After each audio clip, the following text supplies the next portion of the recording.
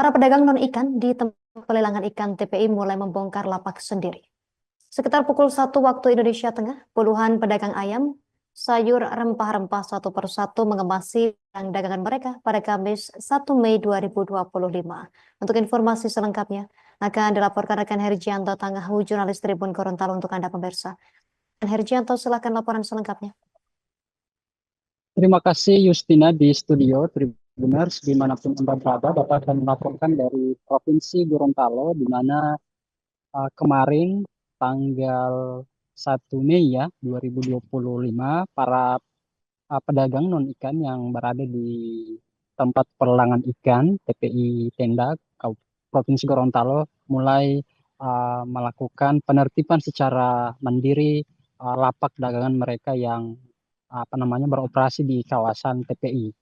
Memang proses ini sebelumnya sempat menjadi polemik antara pemerintah dan para pedagang yang memang sudah bertahun-tahun berjualan di kawasan TPI. Para pedagang enggan meninggalkan tempat tersebut karena memang mereka sudah berjualan sejak lama. Namun jika didasarkan pada regulasi yang ada, TPI tersebut harusnya hanya untuk proses pelelangan saja sesuai dengan peruntukannya. Namun seiring berjalannya waktu, kondisi mulai memprihatinkan di mana memang sudah banyak pedagang-pedagang non ikan, baik itu rempah-rempah, kemudian sayur-sayuran dan lain sebagainya, itu sudah mulai masuk ke dalam.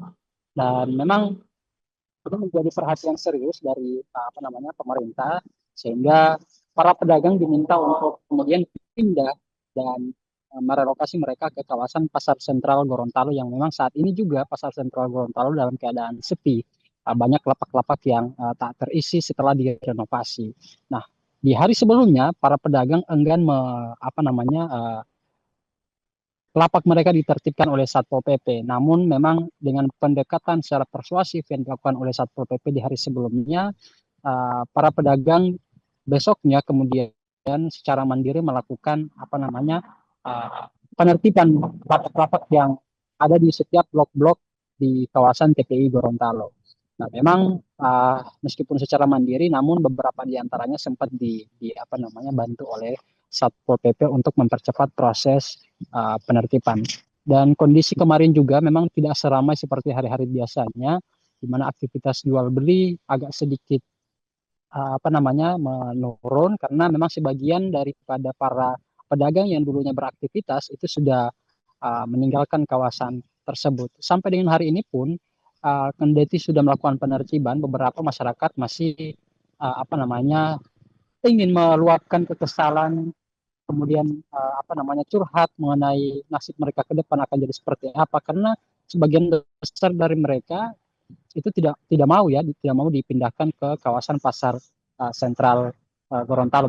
Mereka tetap berharap adanya solusi yang kemudian ditawarkan oleh pemerintah untuk bagaimana mereka bisa tetap mengais rezeki dengan usaha mereka. Demikian yang dapat kami laporkan dari Kota Gorontalo. Kami kembalikan ke studio. Justina, terima kasih.